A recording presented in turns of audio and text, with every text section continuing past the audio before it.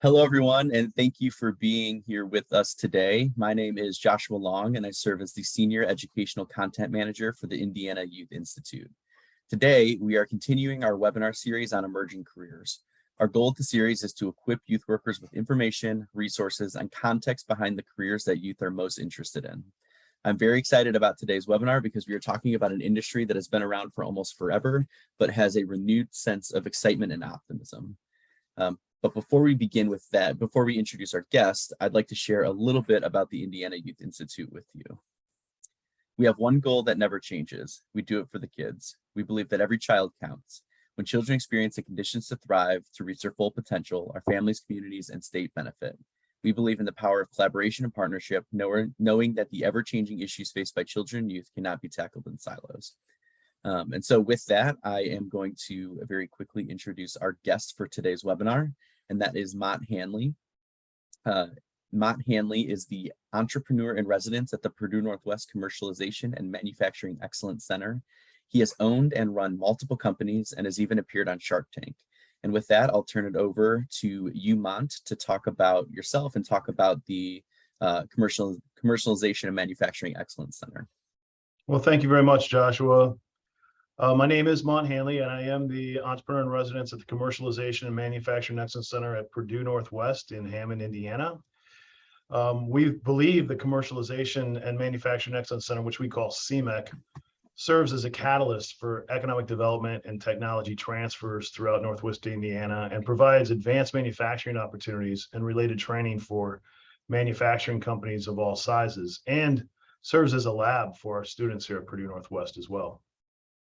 Yeah. So my background is I served in the military, got myself a degree from Purdue University in West Lafayette with a history degree, and I ended up taking a job. One of my first loves was growing plants, and so I ended up working in a nursery, a retail nursery, in 4 locations across Chicago, called Frank's Nursery and Crafts. It's long gone, but it was one of those old-fashioned nurseries where you could actually go in and get horticulture information from real live horticulturists. And so it was a great experience. And while I was serving there in my first real occupation outside of college, I came up with a product that I had been thinking about for quite some time. It's a company called Pit Moss, and I started the process of commercializing, and I did not know even what the word was, commercialization, at that point, but I wanted to bring my idea to market. And so I essentially taught myself how to bring a product to market. And that was a period of 15, 16 years of doing that. But I ended up winning a patent on the product. I won a small business innovation research grant from the federal government through the EPA, and did research testing with 2 PhDs from Purdue University's horticulture and agronomy departments. Eventually, I was on Shark Tank and raised money for that company, and now I own a plant. I own a portion of a plant. When you start a company like this, you have to raise money from investors. So I own about 8% of the company now. It's called Pit Moss. It's based in Ambridge, Pennsylvania, and was just recently named by Better Homes and Garden as the best organic soil available in the United States. So I thought that was a nice little thing to happen for the company. So, but goal-wise, we'd like to see an exit. We'd like to sell the company to a large garden center concern or peat moss company. And while I was actually working on developing that product, I had an idea for another company, which brought me to Purdue Northwest. And that was something a little more technologically advanced than an engineered soil. And it was actually using robotics and cyber physical systems to advance greenhouses and nurseries in the industry so that you could create efficiencies, lower the cost of labor. And so that's what I'm working on now with a company called Plantennas. My partner, who's the CEO of the company, is also faculty here at Purdue Northwest. She's in the College of Business. Her name is Alexander Moran. And so, and we recently were just funded with a seed investment from a Elevate Elevate Ventures here in Indiana. It's the state's impact fund that funds early stage businesses. So let me tell you about the role here at CMEC. The chancellor, Tom Kean here at Purdue, at the time I started my job here, it was Purdue Calumet. It's now Purdue Northwest with the merger of the North Central campus in Westville. Came here with the goal to bring entrepreneurial training and expertise to the region. I can tell you from my experience with Pitmos, there really was no services available in Northwest Indiana to someone like me who had the idea of wanting to start a new business, had certain assets like a patent, but really had no skills in manufacturing to bring something like that to market. So I was very intrigued with the chancellor's ideas, and I was thrilled when he asked me to step into this role. One of our alumnus, who's a manufacturer, actually gave the money for CMEC. He had two goals in mind. One was to retrain manufacturing employees who might be displaced in sort of an advanced manufacturing facility that needed less people, but wanted to retain those people with higher skills. And so at this point, we've trained probably around 450 people in the region to become what we call automation technicians. And so they become essentially MacGyvers in a way. I don't know really how to describe it. And maybe a younger generation doesn't know what a MacGyver is, but it's someone who can actually, cobble together various components to make a manufacturing line continue to operate when there might be something wrong with one of the components. So when you're in a manufacturer and your line ends production, you're essentially out of business. You're not making any money, and you have to get that thing fixed right away. And so in our current situation, and it has been like this for like the last 5 years, original equipment manufacturers will take anywhere between 4 and 6 weeks to get a technician out to your location to repair something. So if you don't have someone on your staff that has skills that can cobble together, a quick fix, get it repaired just for the quick moment when it's needed, you could be telling your staff, like, I'm gonna have to let you go for 4 to 6 weeks. And right now in this labor market, those people will probably leave forever and go take a job someplace else. So you have to have someone on staff, an automation technician on staff, to like make sure that those repairs are usually done. And those are usually contained within 3 areas. One is mechanical. So we actually do train those folks who take the program. They'll be trained to repair sort of mechanical timing belts, engines, things like that. It could be an electrical thing. So we do train them in very basic electrical skills. It's usually a timing issue as well. And then PLCs, programmable logic controllers, which is essentially the computers that operate these machines.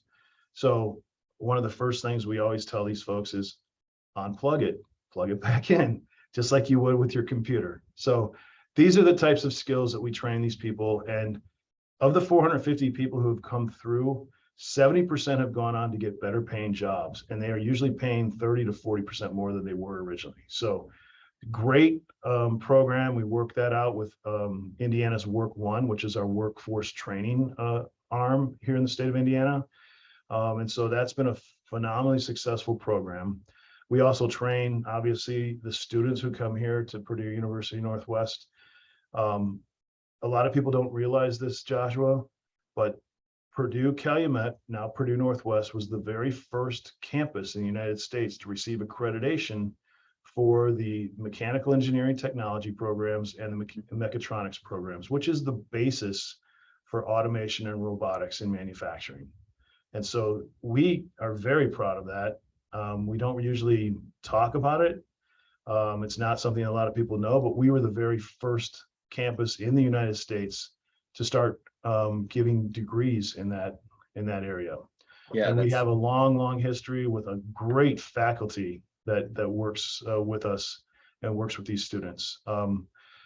I know I work with a bunch of students who work on a grant program that I'm running. Um, they work for me as design and development techs, and I'll go into that program a little bit later. But as they graduate out of Purdue Northwest and they get careers, I know because they've told me that they are making six figures or close to six figures as they exit Purdue Northwest. And I just find that amazing for something that was considered a regional campus, a commuter campus. These people are getting some great skills, and then they're going on to like receive these really fantastic job opportunities. Yeah. So there's a couple things in there, and I think you framed why this conversation is so important, especially for youth workers that are working with youth. The first is that there seems to be a demand for this. You guys have obviously done a lot with retraining, but 4 to 6 weeks of a business essentially being shut down is obviously not ideal. And so we want to make sure youth know about those opportunities that are out there, combined with there's a demand for it.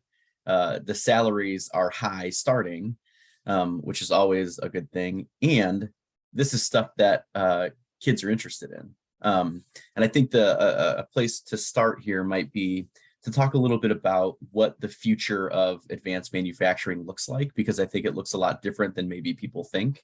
Even just, you said mechatronics, which sounds like something maybe from Transformers, but mechatronics and robotics is the future of manufacturing. And I'm telling you, kids love that stuff. So Sure. if you could just kind of frame what the future of manufacturing looks like, so that folks that are helping kids on their career paths know. Well, I can give you statistics about what the future is. The latest survey I saw, 50% of all mid-level businesses are looking to automate, bring in robotics in the next 18 to 24 months. They want to have that stuff in their facilities because they cannot find enough laborers to work in their facilities. So they realize now that it's not just a matter of like putting in a robot and replacing 2 or 3 workers. It's putting in a robot to fill 2 or 3 openings in their positions. So now these jobs that were pretty much, you could go in without very much education, are being replaced by a robot, and they're replacing predictive human labor essentially. So stacking things on pallets and I mean, I've done that kind of stuff, and I know a lot of people have in their careers. It's not glamorous, it's just earning a paycheck. Whereas now we're going to have the robot take care of that, and then we'll have to have a job for someone to like take care of those robots, maintain them. And so there's a whole flourishing market now of companies that are actually providing those services to install the robots, to maintain those robots, to do updates on the software and things like that. It's an industry that's just starting to grow. It's called robots as a service. And a lot of people are familiar with subscriptions as a service. So like if you start a business, you subscribe to QuickBooks, or you subscribe to an automated HR program to make sure that your employees are getting the benefits that they deserve and things like that. So people are familiar with the subscriptions as a service model. It's very it's an area of industry that a lot of investors really like because there's monthly revenues coming into that business. The robots as a service is very much the same thing. So a recent Forbes article that I read basically said that by 2026 you're going to see the industry, which is not very robust at this moment, but by 2026, you should see $34 billion in annual revenue from that industry. So what that really means is like the students that I just talked about leaving here and taking 6-figure jobs, what they're probably going to be doing is working for a company that has a fleet of robots. Maybe they're manufacturing like articulating arms. What they'll do is they'll go in and they'll install those robotics into the manufacturing facility. They'll sign a contract with that manufacturer to make sure that the maintenance is updated, make sure the software is updated, and make sure that it's doing what the manufacturer wants it to do. And then the manufacturer will pay a monthly fee to that company until they upgrade or until they decide that they don't need it any longer. So it's a brilliant business model. I really think that's the future of robotics and manufacturing. And I think there's a lot of potential jobs for people who, mechatronics and mechanical engineering technologies is basically the merging of someone who knows electronics and a mechanical engineering degree. So you're getting those things together in a 4-year degree here at Purdue Northwest. Now, the difference is mechanical engineers are more theoretical in their work, whereas mechanical engineering technologists are actually the ones who are going to be in their labs, are going to be putting things together. And during our senior years for these students, they actually do a senior program where the first semester of the program, they decide what they're going to do for the second semester. Like, so I've had people who wanted to build, a part that did a certain thing. It did some sort of automated, like we had one guy play a guitar. He wanted to like teach a robot to play guitar. In the second semester, that's what he worked on. He worked on the programming. He worked on, how to mechanically make the articulating arms strum the guitar strings. And then that's his senior program. Then he also has to pitch that essentially to his professor at the end, and he gets a solid grade for that. So in a mechanical engineering program, you wouldn't generally do that. You'd basically take tests to find out how much knowledge you have, but not really put it into practice. We call that applied research. And so even as an undergrad here, you're part of applied research. So it's really a great learning opportunity. It's, instead of learning something out of a book, you're doing it in the lab with tools. And it really is a great way to learn. Yeah, and I think that provides an avenue for kids to be interested in school, but also, like working with their hands and like putting things together and taking them apart. Right. So I think it's potentially opening up a new audience of youth. So let's talk a little bit about that. As far as careers, you mentioned obviously Purdue Northwest is doing a great job with their 4-year program. But as far as career outlook, what are some avenues into this outside of potentially the 4-year degree? Mm-hmm. So like I mentioned, we do a workshop for people in the community who are looking to upgrade their skills. It's a 21-week program. It's operated through Work One, or we have someone here at the university who will like work to develop cohorts that are independent of Work One. So anybody interested can reach out to CMAC here, and we'll make sure that the organizer gets that name for the next cohort that's organized. So at this point, it's been no fee to the participants at all. They do have to take a qualification test, which is, I think most people can probably pass it, but it does have a little bit of math skills in it and things like that. But that's really the only prerequisite. What's the typical candidate for that program? Like, what would you say their profile is? Maybe someone who's worked in industry a little bit. They have had some, maybe some skills as far as like operating a manufacturing line in the past, or worked in a position on a manufacturing line. Maybe they're a machinist and they're looking to like maybe upgrade their skills from there. But we've had people who've just completely changed careers, and maybe they were a former truck driver or worked in a grocery store. We had a few people who've come through the program and decided they really liked the program, and they ended up applying for the 4-year degree and actually have successfully graduated now with a 4-year degree. Yeah, and that's interesting because it's almost like this is like what they should have been doing the whole time, right? Which I think is why like the knowledge I hear and that a education lot, is Joshua, important. that people like didn't realize they liked this stuff until they actually started doing it. And my experience was very similar in the fact that I graduated from Purdue University with a degree in history, and I thought I was going to go to law school, and I decided I didn't want to deal with other people's problems the rest of my life. I mean, I don't judge anybody who wants to be a lawyer, but that wasn't my goal. So I ended up going back to working, like I said, and things I loved as a kid, which was growing things. And I really love that career.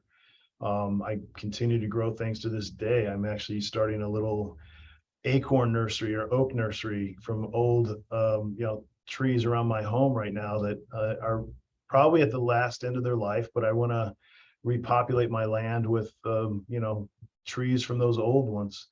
But when I built the manufacturing plant, so I was funded in part by Mark Cuban from Shark Tank, but also a group of investors outside of Pittsburgh. A theory that I had about manufacturing on a grand scale had mostly been proven, but I had to like put the whole plant together. And so I brought in conveyor belts, I brought in all kinds of heavy equipment, and I had a Purdue engineer, process engineer, come and give us a review before we actually started running the operation. And I remember him specifically saying, he said, you have a history degree from Purdue? And I was like, yeah. He's like, how did you know to do this? And I was like, well, I've lived around engineers my whole life, maybe it was osmosis, but I just really enjoyed the idea of like, if I did this, this will happen. And that's what I think people get out of like working with their hands in the mechatronics and mechanical engineering technology program. They start to like understand how these components work, and they'll start to understand like how they might put them in different ways, and maybe they were designed for one specific application, but if they recombine those, and we call that recombinant innovation, where you're recombining different things, then you can have a whole new product. And a great history of that is the Game Boy from Nintendo. I don't know if you're familiar with that at all, but the gentleman's name was Gunpei Yokai from Japan. He was actually in the company Nintendo before Nintendo became the company that we know of it as now. They manufactured cards for a 500-year-old Japanese card game, which was falling off in popularity. So the owner came to Gunpei and said, here's some components that we have in supply in our stocks. Could you please come up with something that would, be a good seller? Needless to say, that's history of recombinant innovation. And his translation was lateral thinking with withered technology. And so we think about that all the time. Very cheap and accessible technologies like maybe RFID readers or little sensor tags, things like that. They can be recombined into new things. And so that's where the creativity comes in with these students. And so, one of our programs here at CMAC is, strangely enough, this is not normal for a lot of other campuses around the country, but our students here at Purdue Northwest actually own their intellectual property 100%. In other universities, it is likely owned by the university. And if the student wants that technology to start a business, they have to license it from the university. But here, it's your technology, it's your intellectual property. And we have now helped several students pursue patents for that technology so that they can actually own it as they move forward out of their careers.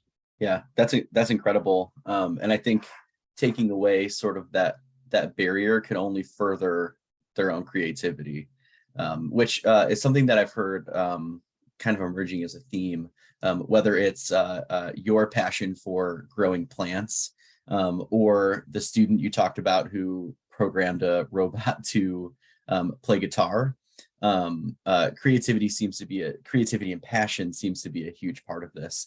Can you just maybe touch on that and how the creativity and passion is sort of merging with sort of the manufacturing ideals? Sure. So I do believe, like, with the advent of like low-cost robotics, I mean, we can look to history for this too. You won't remember this because you're far too young for this, but I remember the late 70s, early 80s when I was in school,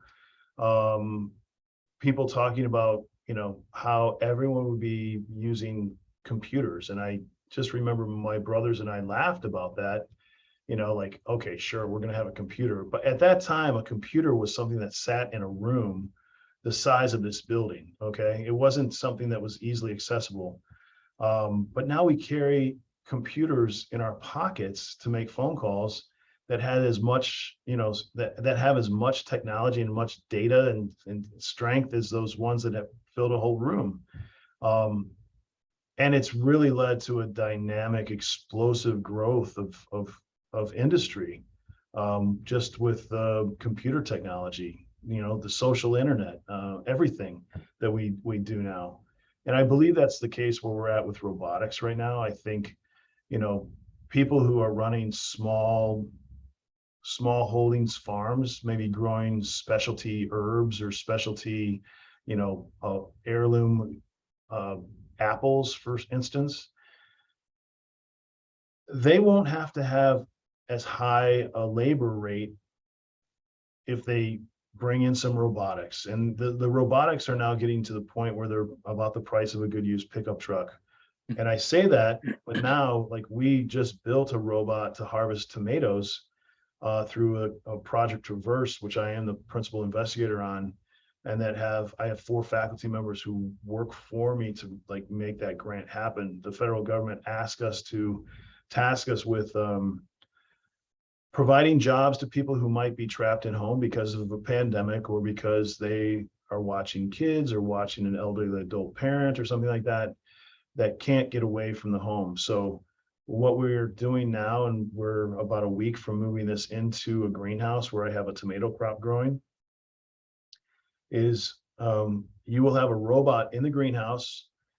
It will pick the tomatoes. There'll be a camera, there'll be a Wi-Fi connection, and that will stream to your home. Like, you're sitting at your desk right now, you could actually be picking tomatoes if you installed an Xbox gaming controller, essentially. And so we feel like that has some really fantastic career opportunities for people in this the generation just coming out of college right now, and the younger generation, because 1, they love gaming. 2, they don't love the idea of working for a company 40 hours a week. I just don't see that as something that a lot of this generation is going to do.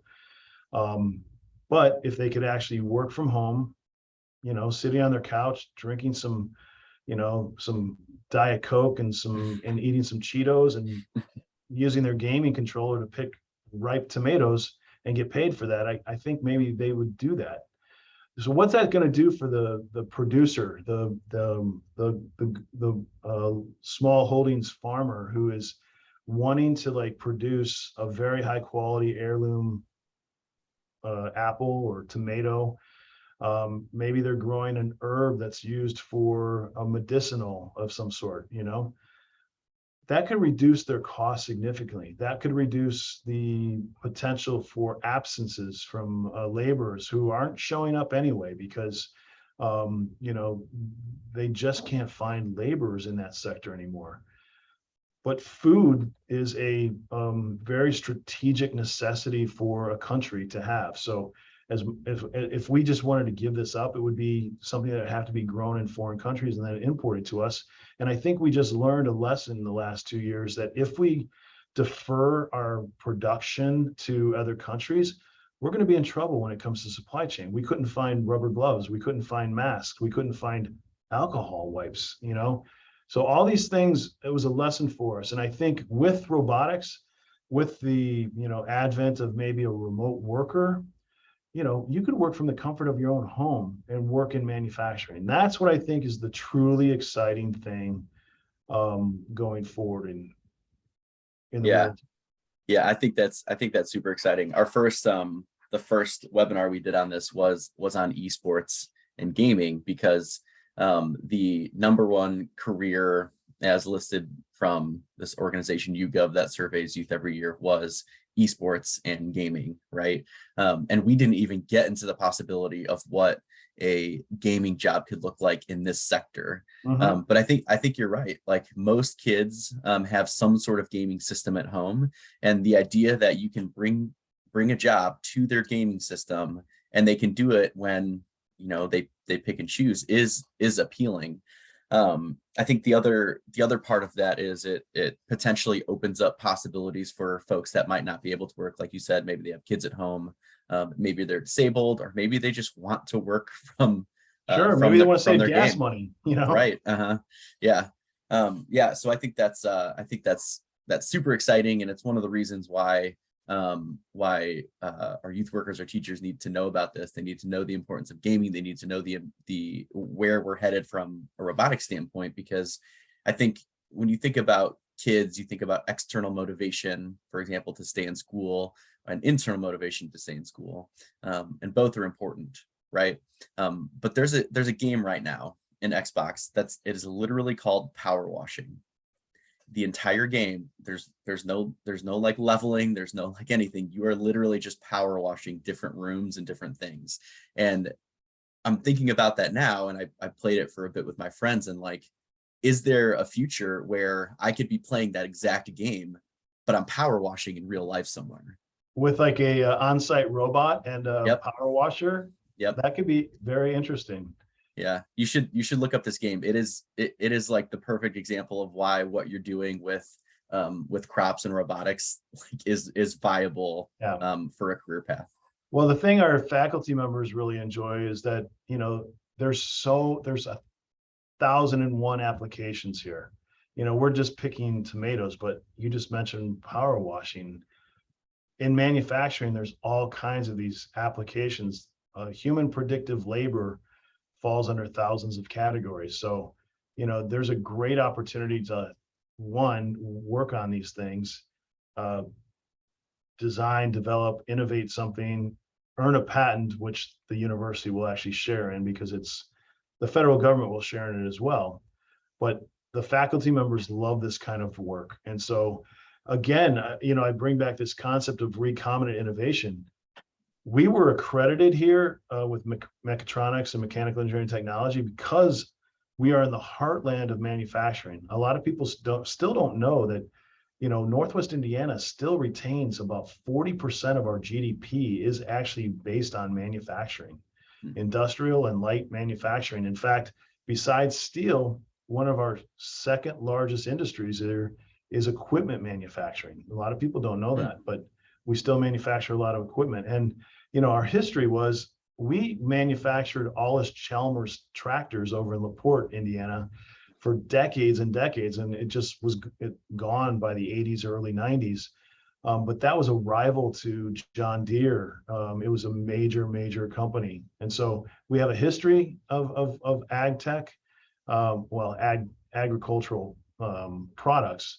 But now I'd say we have a great opportunity with ag tech. And I think the whole state of Indiana actually has a great opportunity with ag tech. And it's something the state is actually pursuing quite a lot. There's a organization called AgriNovus that people can check out.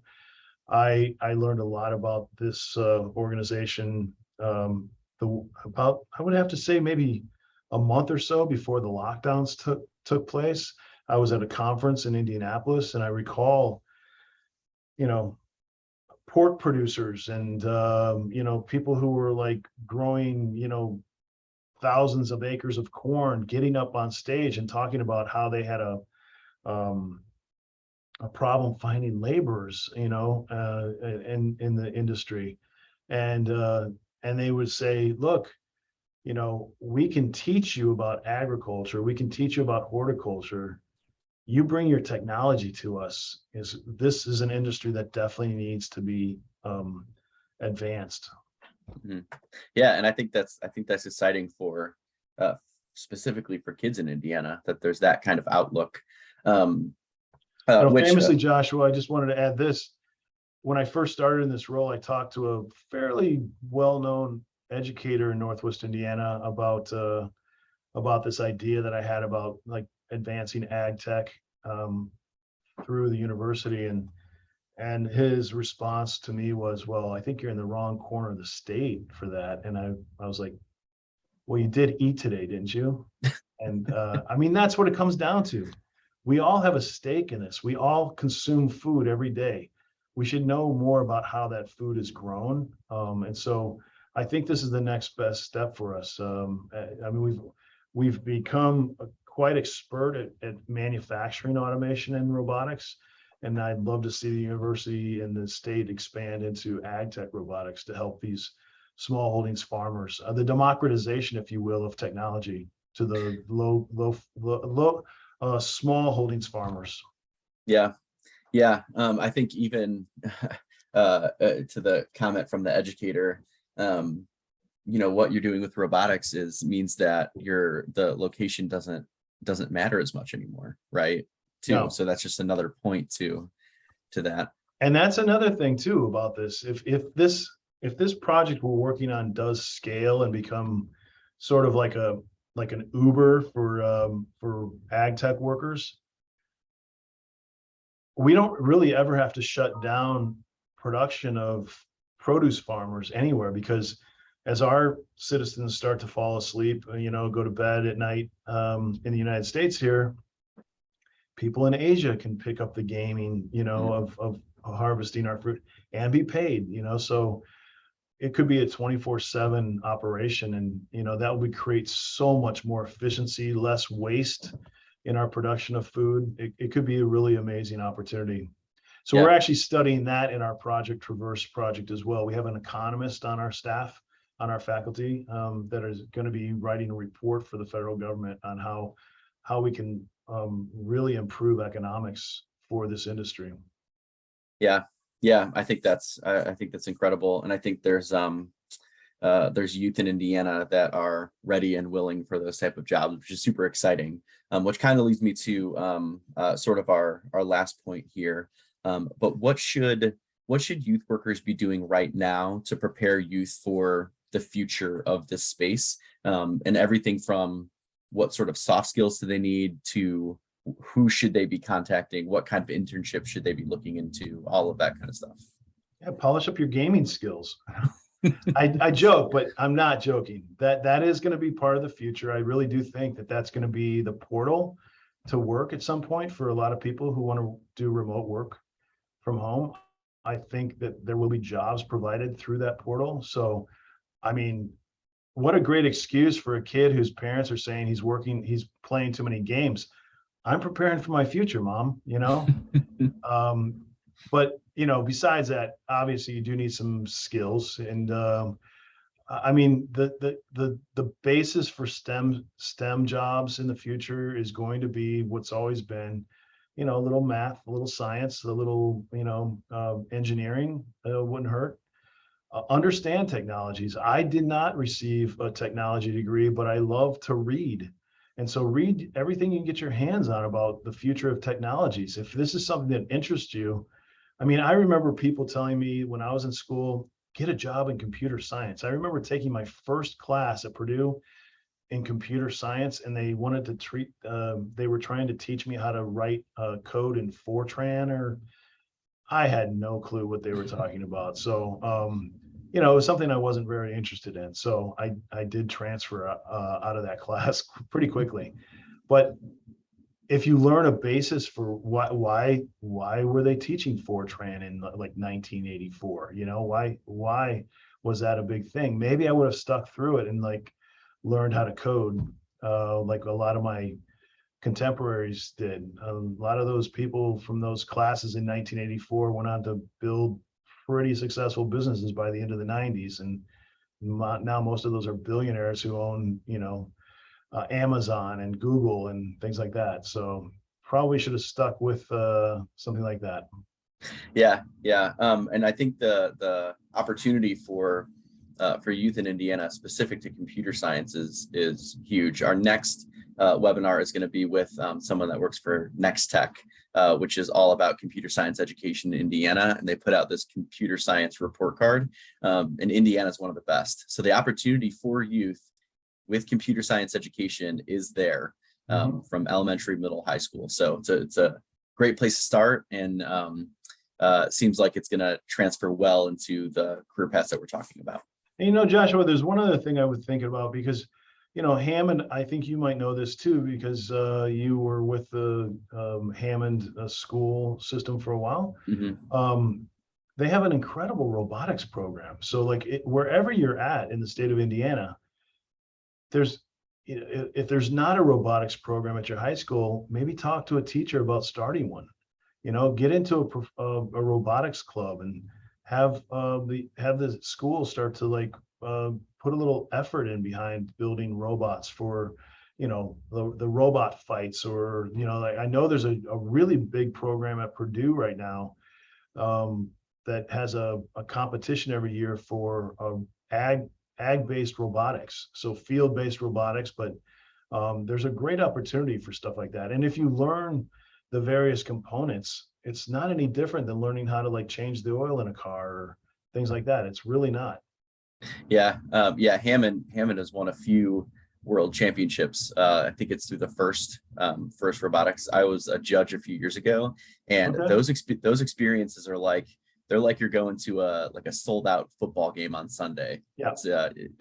So I think you're right. I think if kids are interested in robotics, there is opportunity for you, and if not, there's a way to create that opportunity for the kids. And I think just thinking about the future and thinking about what the future of work is going to be, I think it's going to get to a certain point where you're going to have to know about computer science and you're going to have to know about robotics. Well, one thing, and this is coming from like contemporary, news, and that is the World Economic Forum is actually like advocating, less automobile ownership. Okay, well, if you're not going to own an automobile, how are you going to get to work? So if that's going to be the case, I think there's going to definitely be a growth of jobs based at home, working on projects like we've just discussed, where you're remotely operating the robot with your home gaming system. So I shouldn't say everyone, but a majority of people have internet service in their home now. A lot of easy access to home gaming controllers. And if that's the case, you can easily work from home, making a good wage. You're not driving your vehicle anymore, contributing to potential carbon emissions. I think it's a very environmental path as well. Yeah, interesting. I didn't even consider that. So a lot of information today. Thank you so much. Is there any final thoughts you want to give before we sign off? Only that if you are considering a college career, consider going to Purdue Northwest for mechatronics and mechanical engineering technology. That's the one thing I would recommend. And I always tell the dean here in the College of Technology that they don't do enough advertising. I mean, if there's parents out there listening to this, your kids can legitimately get a 6-figure job after graduating from Purdue Northwest on a 4-year degree. If I heard that, I would be saying my kids here for sure. Yeah. And I think that's what one of the goals of this webinar series is, to educate. And if there's that opportunity within the state of Indiana for Indiana parents, Indiana youth workers, we need to take advantage. So consider Purdue Northwest. Thank you very much, Joshua. Yep. Have a good one. And I will just go ahead and close us out here. Thank you again to Mont and the Commercialization and Manufacturing Excellence Center at Purdue Northwest. Again, this was our second webinar in the series on emerging careers. Our next one will be computer science with Next Tech. And so tune into that. And I'll go ahead and close it out. Mont, thank you again, and we'll see you later. Thank you.